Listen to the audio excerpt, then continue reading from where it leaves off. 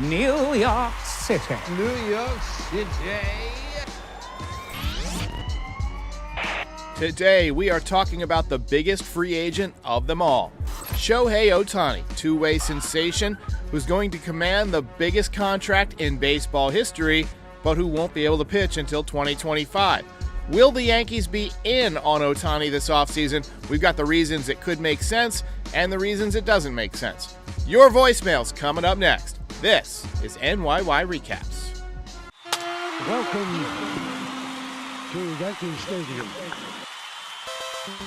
Just when they thought I was out, they pull me back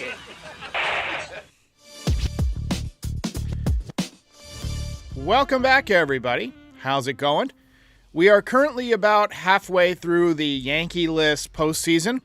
The ALCS kicks off tomorrow night once again in Houston. Justin Verlander against former Yankee Jordan Montgomery. We talked about Monty on the last podcast. I would very much like to see him outpitch Justin Verlander tomorrow night. Maybe that's wishful thinking, but we're going to see what Gumby is made of. All right, let's get to it. If there's one voicemail that I get more than any other, it's on Shohei Ohtani. Probably got 100 Shohei Ohtani voicemails. So I picked a couple of select ones, and we'll roll with it. Hey, Derek. This is Amy. Just calling to ask if you think the Yankees will try to sign Shohei Ohtani, and if they do, how much money do you think he'll get? Thanks. Hey, man, this is Chris. I'm up in upstate New York.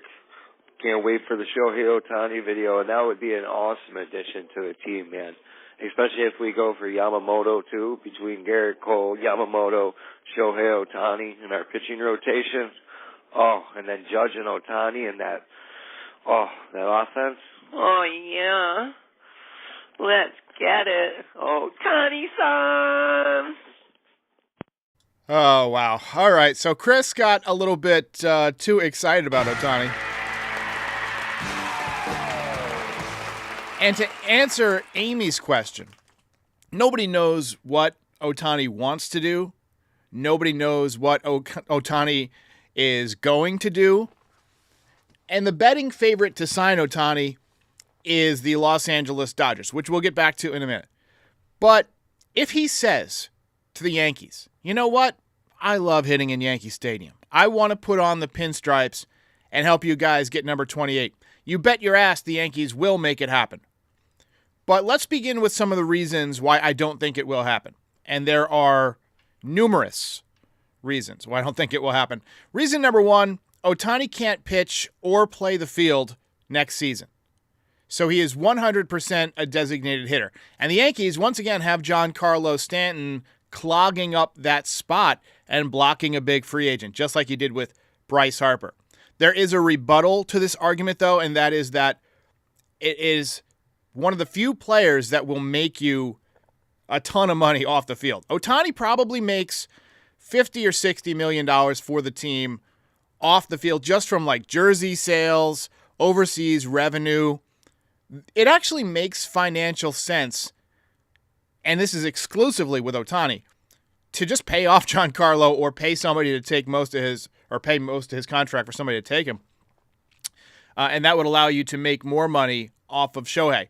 But Stanton remains an obstacle. So that's reason number one that it won't happen. Reason number two is that his preference is still said to be the West Coast, and the Dodgers are perennial contenders with lots of money to spend, and he probably wouldn't even have to change houses. He could just stay right where he is, play for a different team, make more money both on and off the field, while also contending for a title every year, like he's not doing with the Angels. I don't know why he signed with the Angels in the first place. You may remember that he met with the Yankees the first time that he was a free agent and didn't even give them a second meeting because he didn't like the East Coast. So that's reason number two that it won't happen. Reason number three is just sheer cost. If you sign Shohei Ohtani, you're paying probably $50 million per season, and that puts the Yankees over the financial luxury tax, the highest level probably. depending on how some of your guys that you bring back work and the whole Stanton contract and all that stuff. But you're probably going over that final luxury tax if you sign Ohtani, which we know that's something that Hal Steinbrenner doesn't want to do. Reason number 4 that I'm not sure it's a great fit is that this guy hates the media.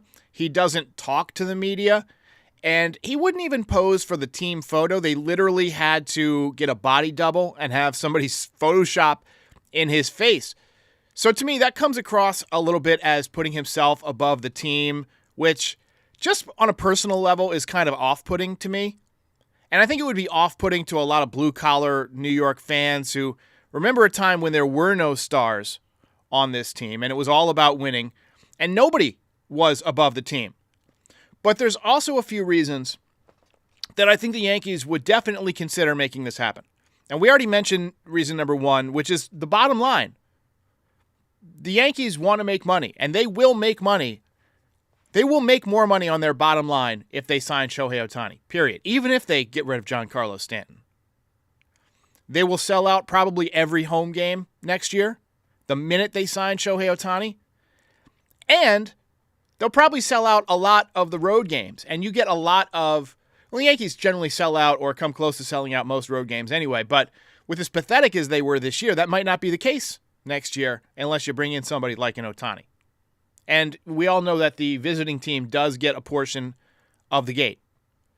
Izzy says he might go to the Mariners. Mariners is a good spot for Japanese players. Sasaki played there. Suzuki played there.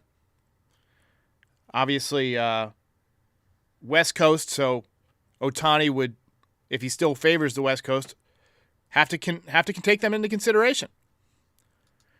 Reason number 2 that I think he would be somebody that the Yankees consider is that he unequivocally makes the Yankees a better offense. We take a look at his StatCast numbers, and I mean, it's ridiculous. You look at, he's at the top of the league in almost everything. Batting value and base running value. You look at his spray chart, it looks like a pepperoni pizza.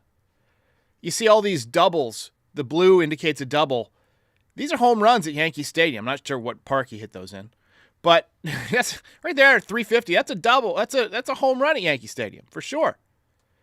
And he's got power to all fields, left-handed bat. He obviously gets on base. He hits for average. He hit 304 this year. Hits for power, 44 home runs. He's had 40 home runs in 2 of the last 3 seasons. He has speed, stole 20 bases. And in the words of Jonah Hill, once again, he gets on base. 366 career on-base percentage, 412 on-base percentage this year. Imagine him hitting back-to-back with Aaron Judge. And then at the midway point of the season, you get your young phenom, Jason Dominguez, a switch hitter with power at the top of the lineup. Ohtani is the only move that costs you 0 in trade assets, improves your lineup dramatically, is lefty, and, I hate going back to this, makes you a ton of money. So he checks a lot of boxes for the Yankees. That's a tough recipe for Brian Cashman to turn down. Another reason is that Dodger fans are starting to push back on Ohtani for the same reason that the Yankees are pushing back on Ohtani. And that's they need more than one player. And that's a good reason not to give the guy $50 million. It'd be interesting to see look, this could be something that the Dodgers are putting out there, that the Yankees are putting out there to bring that price down. But the Dodgers just had another early exit from the playoffs. They lost Urias to the domestic violence arrest. Clayton Kershaw is going to be 36. He just got bombed in the playoffs. Looks like a shadow of his former self. Tony Gonsolin had a ERA, I believe, at 4.98, so just south of 5. Bobby Miller was good, but he's no ace yet. Going to be 25 next year. A lot of Dodger fans want them to go out and spend that $50 million on a couple of pitchers that can impact the rotation next year. They've already got a great offense. They got Mookie Betts, Freddie Freeman. Look, they don't need a ton more offense. Obviously, Shohei makes them money, and you know they're owned by a hedge fund. They want to make money. But if you go out and get Yamamoto and Blake Snell for that rotation, damn. I mean, the Dodgers become a lot better. And just throwing this out there, if the Dodgers come to you and say, hey, look, we're not going to be in on Shohei. We'd rather get some pitching and things like that, but we do need to fill our DH role. How about Giancarlo Stanton?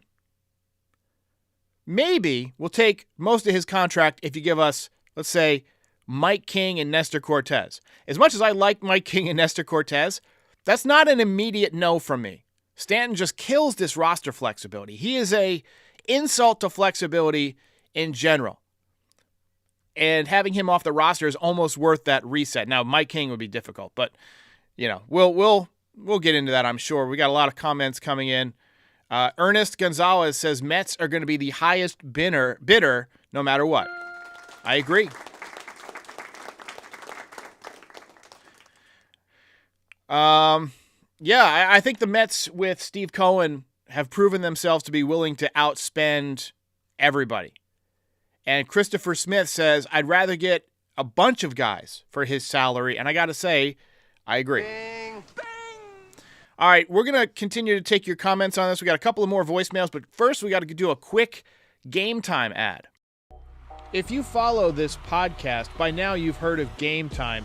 It's the fastest growing ticket app in the world for a reason. What Game Time is an app that allows you to buy last-minute tickets to local events at the lowest rate possible. So let's say the Yankees have an off night and you decide, hey, I want to go catch a comedy show. I want to go see a band play. I want to go see a hockey game. You just hop on the Game Time app and you can get a really good deal very quickly and save a lot of money. Use the code NYY Recaps to save even more money because you'll get $20 off your first purchase. I recently used it. I try not to have ads for anything that I don't endorse personally, and I gotta say, it's a great experience. It's very simple to use. Use the code NYY Recaps on the Game Time app and get the lowest price on last-minute tickets guaranteed. All right. Izzy says Nootbaar to the Yankees. I love Lars Nootbaar. First of all, left-handed hitter whose metrics are getting better and better. I'm going to see if I can pull up his metrics for you just so we can take a look at Lars Nootbaar. He's a guy who is becoming more of an international star as well. Obviously not to the same degree as Otani, but Lars Nootbaar, let's take a look at his StatCast numbers. They are redonkulous as well. And you see the batting run value above average, base running value, fielding value above average. Look, I mean, he's a solid player, but why would the Cardinals get rid of him? You know, he hit .261 this year, which is a vast improvement over the previous season, so he's improving.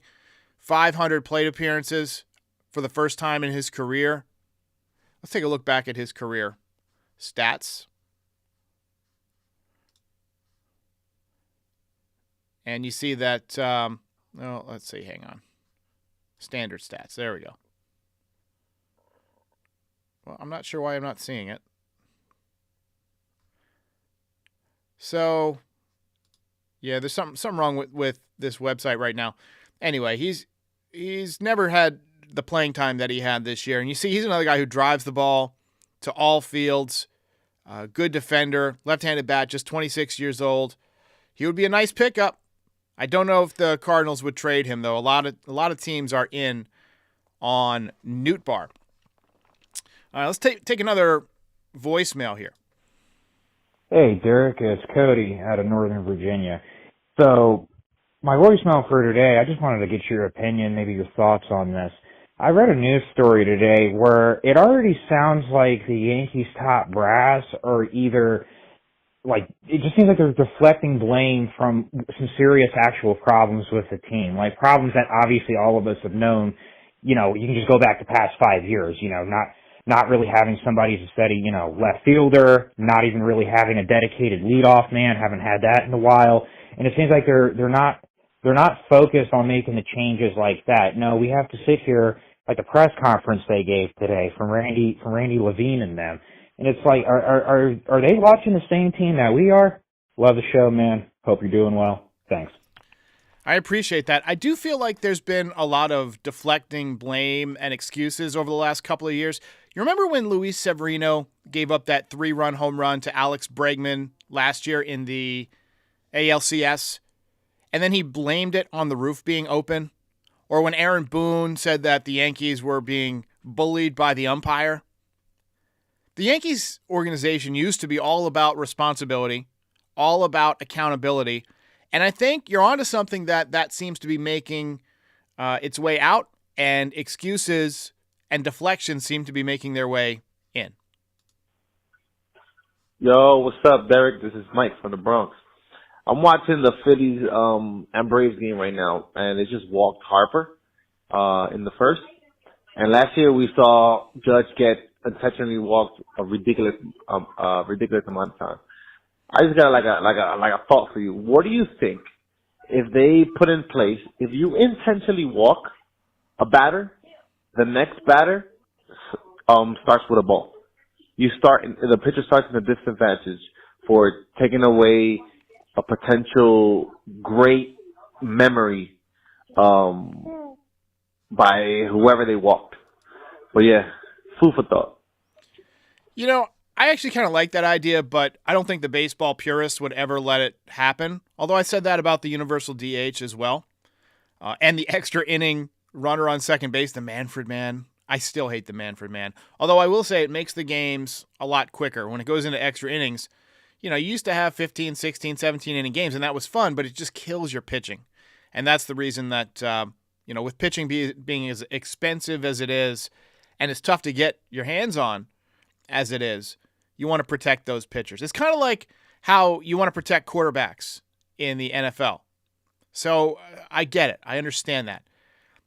It always seemed to me like it was against the spirit of competition just to walk somebody on purpose, unless it's one of those situations where you have a base open and you're trying to get the double play. Like, let's say it's extra innings, right? You're up by a run, and you've got one out and a runner on second base, and you got a slow batter in the on-deck circle, right? You got a good hitter at the plate. You can walk that hitter, put runners on first and second. Now, you don't necessarily want to put the winning run on base or whatever, but in this situation, you need a double play. And if you got the slow batter coming up, maybe you get a ground ball, and then it makes baseball sense because you can turn the double play. But if you're just walking a guy because you don't want to pitch to him like they did with Aaron Judge as he was approaching 60-plus home runs last year, you remember the Orioles had a series where they just threw him nothing, and the Orioles were out of it. So it was against the spirit of competition, and they refused to challenge him, and that bothered me. But, look, I think that even if you did have a rule like that, pitchers are so good that they could kind of intentionally walk somebody if that rule were ever implemented, and then they wouldn't have to start that next batter with a ball. And then you're thinking, well, that actually slows down a game because you've got the automatic walk now where the guy just holds up 4 fingers and somebody goes to first base. You don't have to, throw the pitches anymore, which I hate. I think with runners on base, you should have to throw the pitches because we used to see probably once or twice per year in the major leagues a game change because some pitcher couldn't throw a nice, soft, easy lollipop ball to intentionally walk somebody. Dellin Betances used to have trouble with that. It's a different motion for pitchers to lob it. They're not used to lobbing it like that. So I like the idea, I like the innovation, but I don't think it's going to have any kind of impact. Gomez says, thoughts on Josh Hader? I don't think he would want to cut his hair to come to the Yankees, honestly. Although he's a good closer. The Yankees seem to be pretty good at finding relief pitchers without having to give up too much. They traded Tauchman for Peralta. They traded Hoy Park for Clay Holmes. So I would imagine if they bring in some relief pitching, it'll be via that route. Sawbelly says, I would like to know why all of the Yankee prospects are hitting 200 and what can be done about that. Yeah, the offense just in general, I think that's a philosophy thing. There was an article this week that said a Yankee star, and they didn't say who it was, and there's really only 2 Yankee stars that are good, Garrett Cole and Aaron Judge. They said a Yankee star uses his own analytics person because he's so fed up with, the way the Yankees, use analytics to instruct people how to play. And so he goes out. And Judge goes outside of the organization for his hitting coach. Wouldn't surprise me if he went outside of the organization for his analytics. Garrett Cole is somebody who takes analytics very seriously. I could see him going outside of the organization for that, especially after a couple of years with the Yankees where he gave up too many home runs. I don't know if it's a systemic thing where it's just like they're coaching the wrong thing, or if it is indeed like an analytical thing where they're looking at heat maps the wrong way and they're looking at pitchers the wrong way. But, they have got to figure out a way to get more offense out of their young players. All right. Tommy Higgs says, what do you think about Kiermaier for a year in center field? I don't think it'll take a year because I think the Martian will be back, in July probably at the latest. But I really like the idea of signing Kiermaier to a one-year deal. He's athletic. He's a good outfielder. He's not a great hitter, but he's a left-handed hitter. Always seems to play well in Yankee Stadium. And I always like guys who play well at Yankee Stadium, Let's see here. Andrew says, I think some of the prospects will bounce back in 2024. Judge sucked in 2016, and look what he did the following season. Yeah, I think we're going to see improvement from Volpe. I think we're going to see improvement from Peraza as he gets more at-bats. He's a guy who, it seems like Peraza is a little bit in between. He hasn't really found himself as a hitter yet. He's got a good swing, and he hits the ball hard, and he's got power. But it seems like, going from leg kick to no leg kick and back to leg kick, like he just doesn't know quite who he is yet. I want to see him work an entire spring training with Sean Casey and see what he can develop into.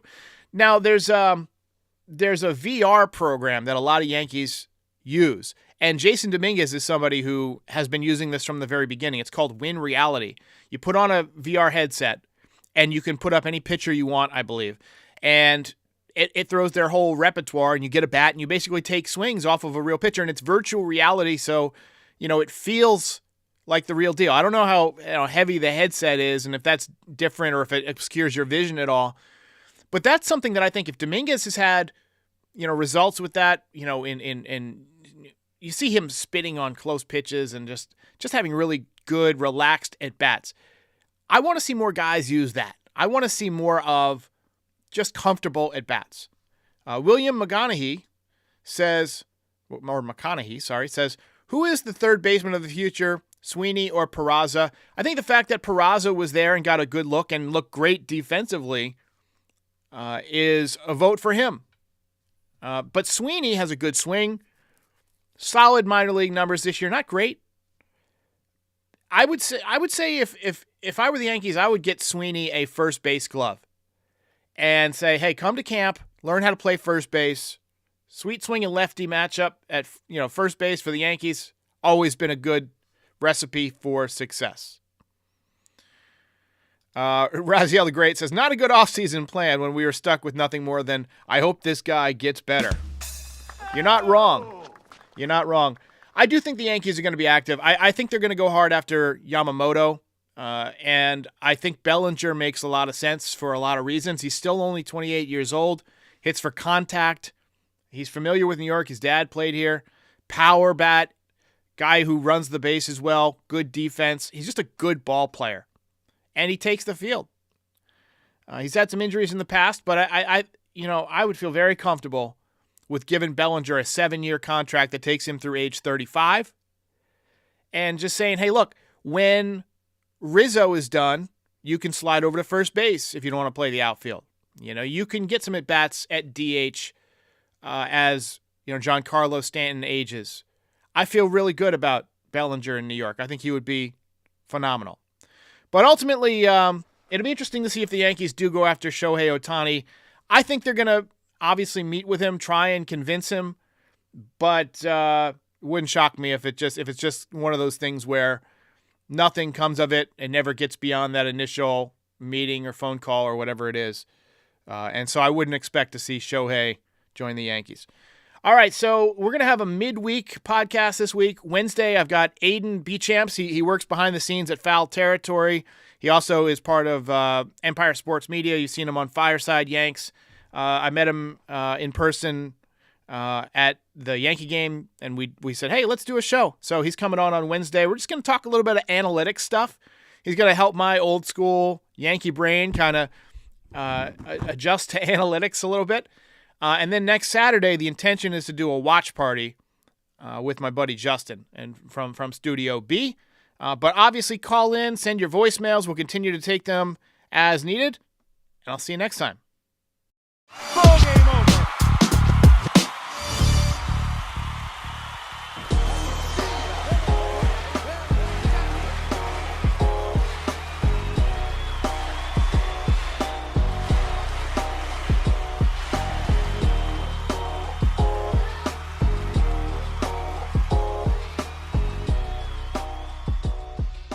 Most impressive.